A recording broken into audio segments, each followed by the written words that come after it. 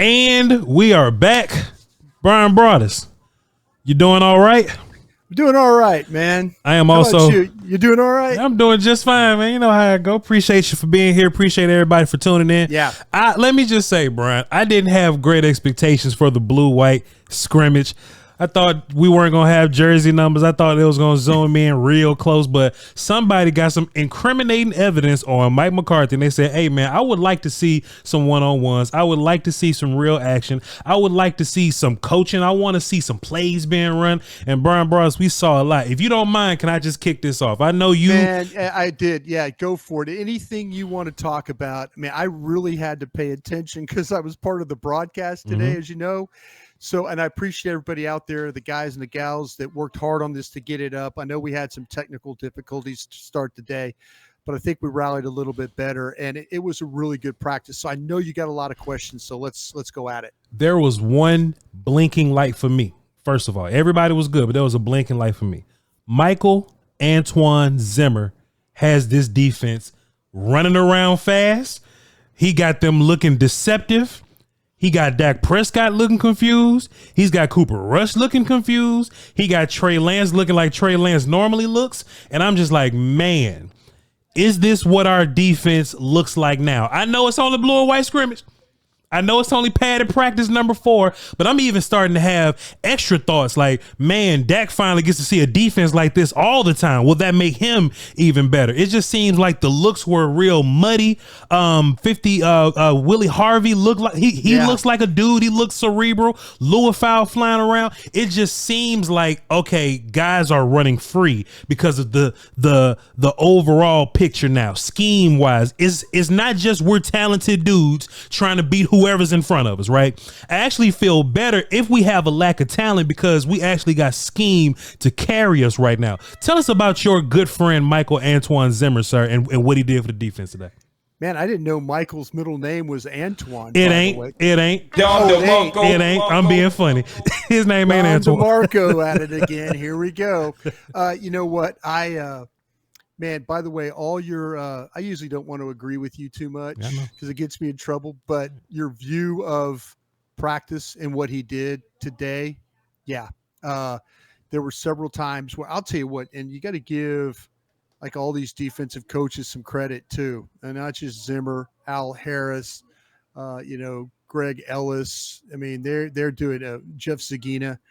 They're coaching these guys hard. And the one thing that with Mike Zimmer is his guys are going to be at the right place. Mm-hmm. They're not going to, if they are busting, then they will have the meeting right there and correct it. Mm-hmm. But really competitive group today. There were a couple of different times where Zimmer gave him kind of his staple is that double A gap blitz look. The look. And then all of a sudden it's like one fires, the other drops, and you don't know which is which. Man, he got Leofau home just like he just got him home clean. Mm-hmm. And Dak was just like, man, where did you come from? Kind of a thing. I thought you were in the A gap, but you've been dropping. What are you doing blitzing like that? Sure. And that was against Hoffman and Tyler Smith. Yeah. And it was one of those things where they might have had a miscommunication of what, how they were going to pick this thing up, but man, it got home clean. They did it a couple of different times. The tight red zone stuff, the defense did a great job of marking guys, covering guys, carrying routes, being competitive. I think Carson had a really good practice today. With ripping the ball out of Tolbert's hands, Jordan Lewis playing well. Mike's got these guys, as you mentioned, flying to the ball and making some plays. So yeah, man, Mike Zimmer did a fantastic job mixing things up, moving things around. I heard you on the broadcast. You was like, man, Mozzie looks upset. Mozzie done got into a couple of fights today because he's been getting his ass coached. Like there's some footage going around the social medias of Coach Z Scanina, Coach Z chewing Mozzie out. So we all know just the old rule that if a coach is hard on you, that they want you to be better. They need you to be better. You should be worried if a coach says nothing to you. Yeah. So Mozzie's getting his ass chewed out real bad. How was he today? There were a couple different times where in run defense stuff, he was able to stack some things up. Mozzie still needs to learn how to if he could just free himself a little better. Where he's good is when he could push the pocket if he goes straight, but he's got to be able to get off the ball and then drive the guard back into the backfield. It's been tough on him because the fact is these guys practice 1v1s. Yeah. It's Mozzie versus Tyler Smith. It's Mozzie versus Zach Martin. It's, you're getting some 1v1 work for Mozzie. And so to me, there were a couple reps where he was able to get some push. I just wish he was able, and Zimmer said it, he's never going to be a pass rush guy. He's never going to have great moves. He's never going to be that guy.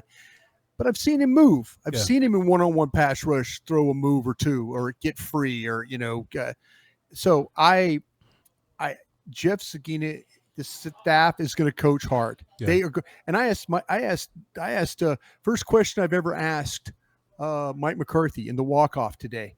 I asked him, can you coach guys hard like you did 20 years ago? And he looked at me and goes, define coaching hard. That's a good question. And he knew because, it's these, you can't coach these kids.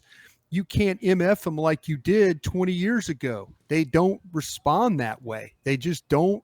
They get drawn. There's some kids you can. There's some kids you can cuss. I guarantee you that Wake Forest corner, Carson, you could cuss him and he's going to go out and be competitive and play. You cuss Leofow, he's going to go be competitive and play.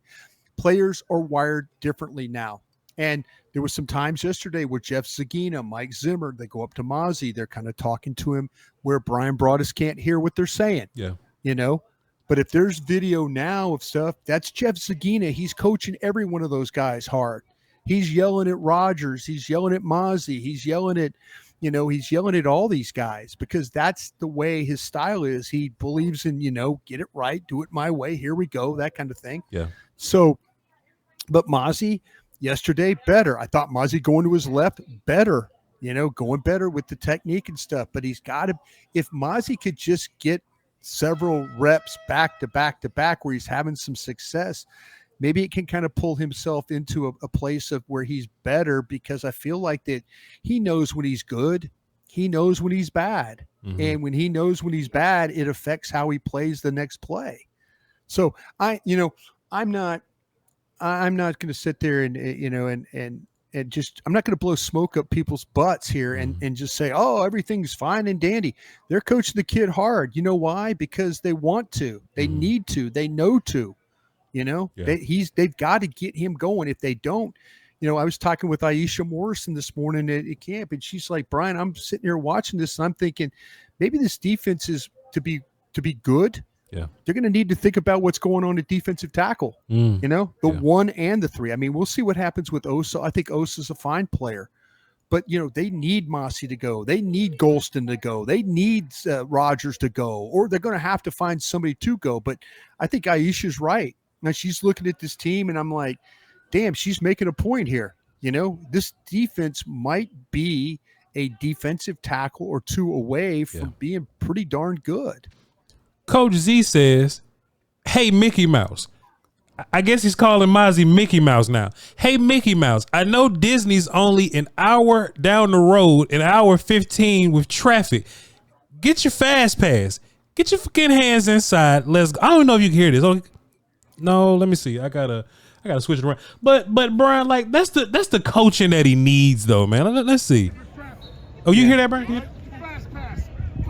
I can't hear it. I'm sorry, man. I'm sorry about I got you, that. but I trust you. No, I trust you. I trust you. And this is where he does. And if people are not, yes, there's been some positive plays. Yes, there's been some negative plays. Yes, he needs to be better. Yes, Aisha Morrison's right. Mm-hmm. This defense today they've got some pieces. They got pieces in the secondary. They got pieces at linebacker. Hell, Kendricks wasn't even out there. Yeah. It was Damone Clark. It was Leofow. It was our USFL guy, Harvey. Willie Harvey. They were those guys were getting after it. And Nealon, they coach Nealon hard too. But Sure. What does Nealon do? Nealon shows up and he's running with the ones. Maybe it's because they don't have Sam Williams, but Nealon's out there, busting his ass. He's playing both left end, right end. they're playing him. You know why? Because the kid, he works his technique. Yeah. He's coachable, and he gets after it. He practices hard. Hey, if you want to play for Mike Zimmer, you better practice hard, and you better know what the F you're doing. How did our linebacker room get like this, Bryan? You know, like you know why? Because they get that nickel, that nickel dime stuff. They made a determination that they were not going to go through that again. Sure. They were not going to go short at linebacker, and they weren't going to play that big dime or that big nickel that they play. Sure. They went out and they much to my oh no, why are you drafting Leofow? No, oh no, why? Wait a minute, a running back needs to be taken here. You know. Mm-hmm. They said, no, Bryan, we like this kid, this linebacker from Notre Dame. We'll see. Like I say, we'll see. But, you know, early indications, you watch him play, you watch him close, you watch him blitz, you watch him cover. Damn, the kid's getting it. Yeah. You know, and we'll see with the Rams, and he might completely fall apart. But the guy's played some big-time football. But, yeah. And then Damone Clark. You know what Damone Clark needed? And trust me, I went to school at LSU. I'm not. We're LSU. Hey, win or lose, we booze. We have a great time. We're fun people. Mm-hmm. You know, we're not the smartest people. And I'm probably saying it, but football smarts.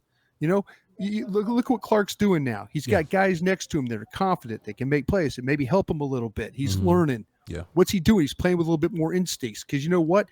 The son of a gun can run from the middle of the field all the way to the outside. And if he has to take on Smith or I'll tell you what, one time, he's in the Leofow too. Mm-hmm. Leofow, those guys. BB tries to cut him off. BB gets the second level. Leofow, step ahead. You know, there were times where Clark, Leofow, those guys, Clark last year, not a step ahead. Yeah. Behind the blocks. You know, ball coming behind. You know, that's what they've got now. They've got kids that are smart and they can run. And they've kind of determined that, you know what, we're not going to suck at linebacker anymore. Yeah. Man, it makes sense. No, 100%. It's kind of a rant, but man, it's a good looking group. It might be the strength. This secondary, though, I'll tell you what, man, they got some secondary cats that can play too now. That's my next point. I was going to ask you, and not even Diggs, right? So they didn't have Kendricks, and they didn't have Diggs, of course. They didn't have Tank playing today either, playing off the end. Didn't have Tank. So I was going to ask, which group do you think is better now? Because you know we always mention linebacker, and I just didn't want to write Clark off, right? Because I was saying, hey, what's he gonna be like next to Kendricks? You know what I'm saying? Somebody going, or just anybody going, go there, because he's fast. Didn't even talk about Overshown today, right? And then I'm watching Deron Bland, and he's having an incredible practice. We're watching Carson and all these guys. Scott's having a day. You know, Jordan Lewis having a day. Yeah, all these guys, right? So, just what group do you think is better? Because last year you would think corners is just going to roll back over into it, and then you add Trey. But this linebacker group, how do you play all the linebackers you got? You know, so which group, Bryan? Linebackers or corners? Which one's better now? I'll tell you what. I hate you right now. Hey man, that's what we do. I hate you. That's what we do, I hate man. you because you know what? That's what we do. That's a legitimately good question, because to me, I'm watching how far the linebacker group has come. Yeah.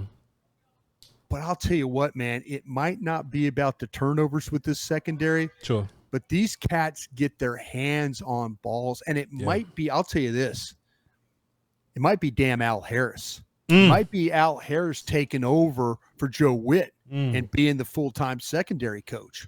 Because these cats are playing like Al Harris used to play, knocking the ball down, making things happen and stuff like that. So I see what you're doing over there.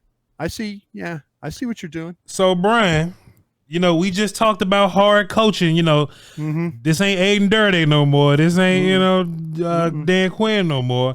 And then and now you're telling me that this secondary, even without Trey Diggs, right? Just this secondary, just Al Harris is in charge now, and you see this increase of getting hands on the floor. Maybe you take away the risk of trying to go for those picks all the time, but maybe they're always in phase. Maybe they're always in, hip pockets, good position, and that's where the prioritizing of the deflections come from as opposed to the interceptions. I'm telling you, these corners, and people are probably going, Broaddus, Voch, you're talking, they have bum receivers. No, they're covering They're covering receivers they're going to play on Sunday. They're covering, Cooks. Cooks made a hell of a play today, but they're covering Tolbert, Cooks. They're trying to find space with those guys. I'm just telling you, man, these corners are making it tough on Dak at times to complete passes. Yeah. And Dak, I think Dak is having a really good camp. Our guy Will Steele and I were talking about Dak stepping up and climbing the pocket. And you can climb the pocket because guys like Martin and Hoffman and Smith are making the pocket, are giving you some space. Yeah. And so to me, Dak having to throw, he's throwing in some tight window situations here, especially when they get down in that tight red zone area. Man, it is not, usually you see guys just running scot-free. Not this, but this coordinator won't allow that. He won't allow that. He's sound the way he plays this. And these guys, they stay after him. So to answer your question, give me the secondary. Bryan, secondary. Monty Kiffin, what's my man's name? Mike Nolan. Mike Nolan. Dan was cool, but do you think Dak hadn't taken that next step? Because he ain't really seeing this stuff at practice. Practice makes perfect. You know what I'm saying? I see what you're doing here, and I kind of like it. And you play how you practice. Now, at the end of the day, Dak is responsible for his play and the work. But all he could do is throw the football in the backyard, Bryan. But a lot of these defense coordinators were kind of easy to beat the shit out of and just put points on and put big yardages on, Bryan, bro. Yeah.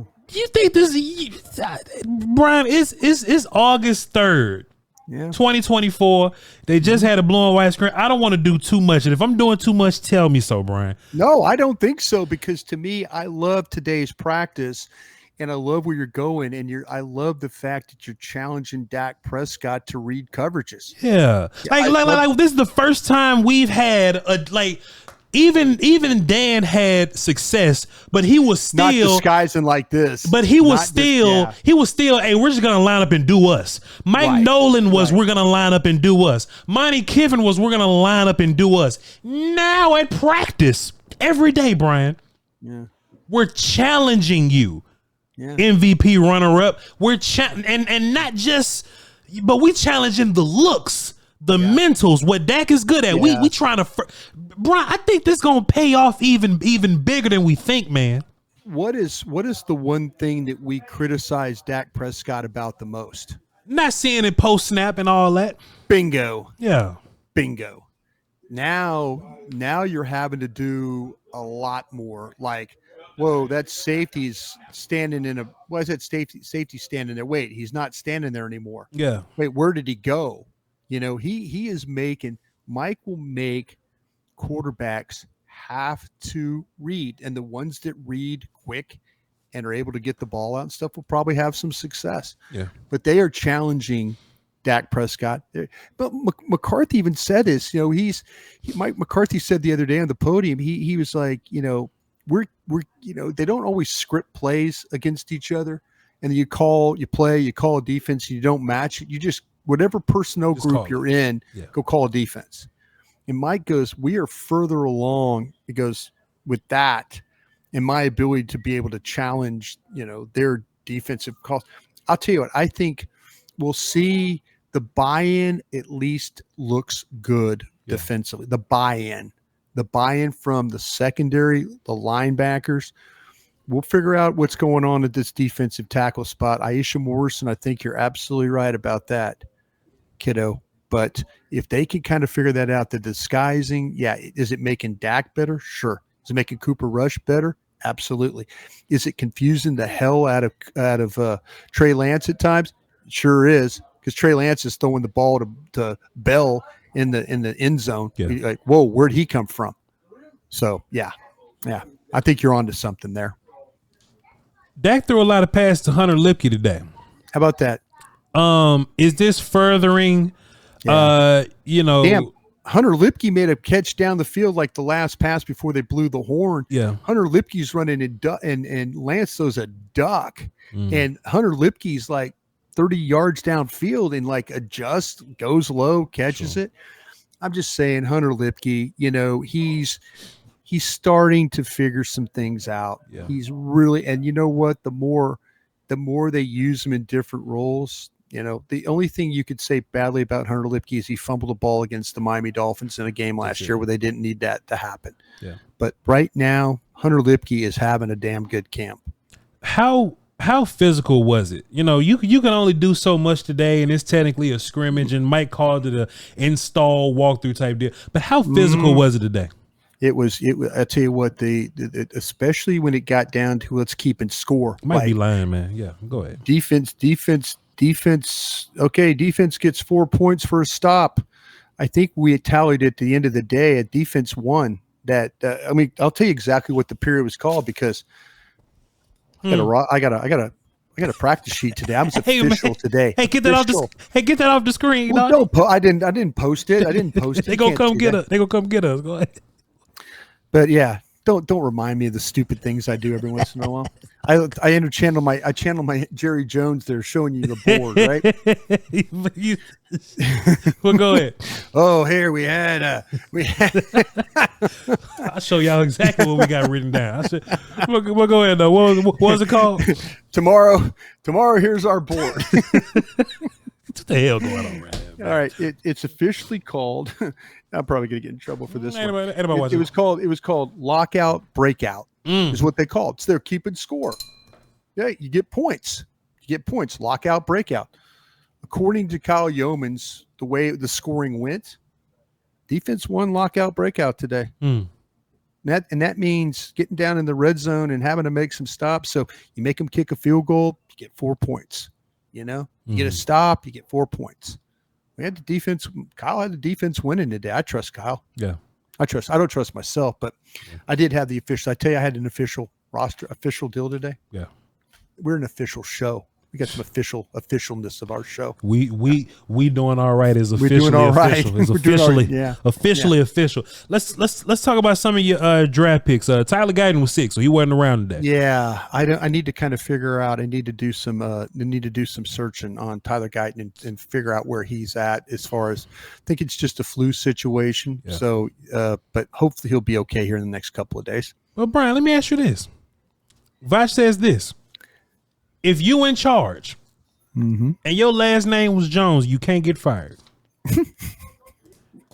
At what point do we look at Cooper Beebe and go, all right, yeah, let's see what this guard thing is starting to look like if you're going to be snapping like this. Like there was one. Watch, don't do there this. Was no, because people go come at us and be like, you was wrong about Cooper Beebe. Look, we didn't evaluate him playing center. We evaluated him playing guard. And it was during a mojo moment.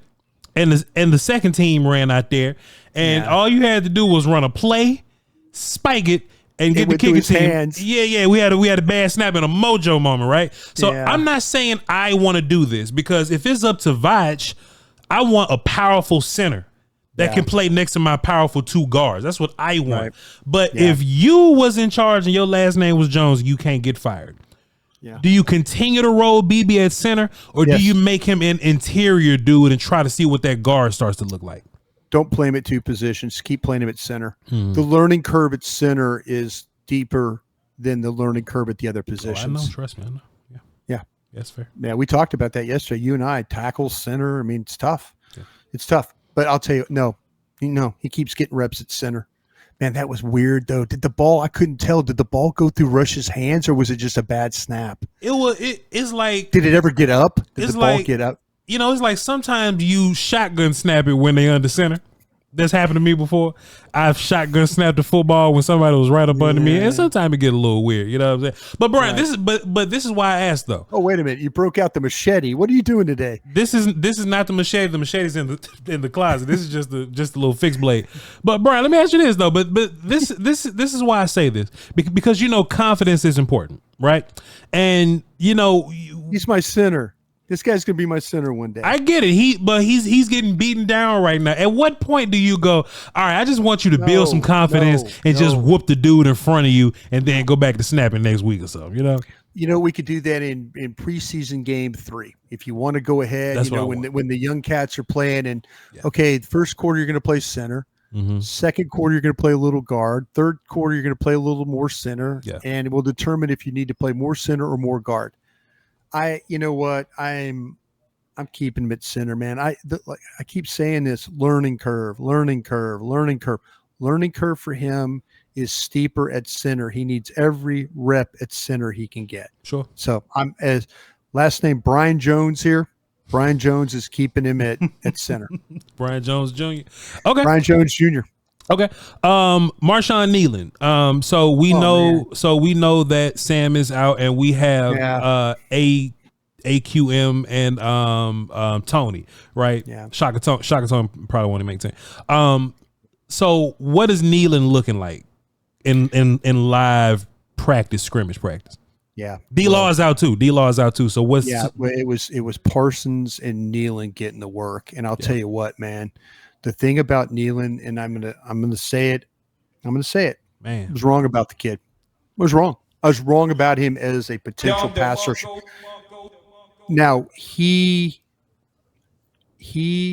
has gotten so much better from what I saw at Western Michigan when it comes to getting off the football, having some bend, keeping a flat back, breaking down. He's going to need a little bit more pass rush moves, but at least he can get to the corner. I think he could be disrupted because he's really, really strong. So to me, him playing, he, as you think about, if you had to get somebody to play for Sam Williams, this kid might be all right. Because he can play either side. He's strong. He's developing some moves. Like to see him use them a little bit more. But he looks like, to me, he doesn't look like a guy that's overwhelmed right now. Now, they might wear him down because of how much work. And Mike McCarthy always talks about the numbers, those GPS numbers. I bet you his GPS numbers are off the chart for all the work he got today. But I'll tell you what, man, I'm encouraged by what I'm seeing by this guy. I really am. They had a vision for the player. I'm hoping that their vision is, even Will McClay admitted this when we were interviewing him on 105.3 The Fan on the G-Bag Nation. Sure. Will goes, we've seen some things we didn't see on tape in college. Yeah. And I was thinking the same thing, and I was like, thank God he said that, because I thought I was the only idiot that didn't talk about him as a potential pass rush guy, but he looks like he's getting it down. But I just give me a little bit more pass rush moves. But I think Micah Parsons has been working with him. Micah's been working with him on his hands and how to rush and where to finish at the quarterback and things like that. So yeah, Micah was tough today for Steele. Yeah. Steele. Poor Steele. Steele's like, no, get back on the other side over there. Austin Richards needs some of your work. Bryan, let me ask you this. Austin Richards was decent today, by the way. Oh, yeah? Austin Richards wasn't bad. Let me ask you this, and I'm going to get back to Parsons real fast, right? Yeah. One day, I would love to sit down with you, because me and you want to be really good at this. Me and you, we try, because there's a lot of people that listen to us, and when draft season comes around, we're going to do crazy numbers because people just want to listen to what we have to say, and I want to be better for them. Mm-hmm. We need to figure out what traits translate to the league the best, because we watch a lot of film on a lot of guys, and these project type players, these got a lot to work on guys or whatever, these athletes but lack nuance dudes, they're not my favorite kind of players, right? I love I know how to do my job. I love I have pass rush moves already. I love the technique dudes, right? But there's something about the Cowboys. I can't vouch for other teams because they be looking trash on other teams. When we draft these dudes with certain traits and they look a certain way, and then they get here and they hold other people. We're not wrong. You weren't wrong about Marshawn Kneeland. I wasn't wrong about Tyler Guyton. Something happened in between Duke, people like that. But who's the Duke Manyweather? Yeah. Who's the Duke Manyweather for Marshawn? You know what I'm saying? Yeah. What's the is it just that, okay, well, if you got good feet, your bad hands don't matter because once you get here, XYZ. I would love to sit down with you one day and just talk this out, maybe on camera, and just figure it out, because I was watching some of this stuff. I was pleasantly surprised with how different Kneeland looks, with how different Guyton looks. honestly, Luafau also looks different. Like Luafau looks good as a linebacker dude, and I have a theory that hey, they had him playing safety and nickel. Maybe that took away from his linebacker stuff, but he looks like IQ ready day one linebacker guy. It's a lot of linebackers that can play for us day one right now. I just want to know what happened between college football season and draft day that got y'all looking like this. I don't know, man, but whatever they did, again, we've had the advantage of knowing Duke pretty well and how he's able to kind of transfer not only veteran players, but rookie guys, get the feet, the hands, everything working the right way. I'm going to ask Nealon what the hell he did. Please. I am. I'm going to go up to him and say, hey, I'm going to introduce myself. I'm saying, I'm sorry. You might know me as a guy that had you wrong as a pass rusher, but can you tell me what you did by the time you left Western Michigan and came to the Dallas Cowboys? Was it work? Was it speed work? Was it yoga? Was it Pilates? Was it what yoga got you to be bendy and quick and kind of have some elusiveness to you? Because I didn't see you that way at Western Michigan. He might say, hey, listen, you didn't look at me at Western Michigan the right way. And he might be right. But he looks like a completely different player, and his body looks more of like what an edge body looks like than what I thought he was going to be, maybe a 3 technique type of a guy. You know, he looks like he's got some of that ability, that kind of that length, and then that's not overly heavy or that kind of deal. If you told me out of everybody in this draft class that BB was gonna be the least day one ready, I'd have cussed you clean out, Bryan, brother. I'd have cussed you smooth out if you'd have told me Guyton, Nealon, Carson, and Luafau, and even Clark was gonna be more day one ready than Cooper Beebe. I'd have cussed every single last one of you out. One more question before I let you go, Bryan Broaddus. Michael Parsons played a bunch of linebacker today, a ton of it, and. You know, what I'm realizing that I really like about it is, you don't want Micah Parsons running backwards on pass plays. No. But a lot of these times the passes are like quick and short, right? And sometimes it might be better for Micah to just turn and run to the ball as opposed to trying to rush when they're just getting rid of the ball quickly anyway. I saw him doing a lot. I saw him running into Dak. He got real close to Dak a lot. Somebody probably gonna cuss his ass out for bumping into Dak so much. But he was in the backfield a bunch from edge and that linebacker. Tell me about Micah today. They might need to cuss Steele out today a little bit for allowing that to happen. Up on? Yeah, because he was rushing from the defense's left, and then they had Nealon rushing from the defense's right. A lot of times. So good work for Steele. It's just like Guyton and everybody else that gets to go up against Micah and gets to go up against Tank, good. And anybody that gets to go against Tyler Smith, good luck with all that. You're gonna probably look really bad on a lot of your reps, but at least you're getting work against some of the best rushers and blockers in the league. Bryan, you did a fantastic job breaking down the blue and white game today. Scrimmage. You did a really good job coming on here on the We Doing All Right podcast. Oh, thanks. I appreciate you. Appreciate my work. Hey, Bryan, you hate when I say this, but you the reason I do this. You know what I'm saying? I tell you what, man, I love coming on. I love our show. I love the feedback I get from our show. And it was a good day. I mean, I'll tell you, especially, I don't think anybody, knock on wood, I don't think anybody got hurt today. So everybody getting up after every play, man, that's all you can ask right there. Yeah. And they got a lot of good work. Maybe the best padded practice they've had since they've been in camp. A lot of good work today. Tight ends look good too while Schoonmaker was hurt. But anyway. And my guy Scooney, So, man, we got a joint practice with the Rams next week. This week coming up. This week coming up. And we got a game right after that. So it is ramping up, and it is going to be fun to break down. Me and Broaddus will figure out how we're going to do that. I know he has a lot of real life obligations, so I don't want to just bother him if he's just. No, man, I tell you what, I got time. I mean, like, I get the tape. We'll watch that. I'll break down the tape. We'll talk about what we saw, and I got some Cowboy pre and post game show stuff, but man, I'm 2 hours behind everybody right now. So if We're talking at midnight after a game. We're talking at midnight after a game. How about that? Hey, sounds good. I'm here to work, and Bryan Broaddus is here to work with me. All right, so appreciate y'all for tuning in. Follow me. I'm not talking about nothing, but on Twitter, Bryan Broaddus is definitely breaking stuff down. Bryn Broaddus on Twitter. All right, I appreciate y'all for tuning in.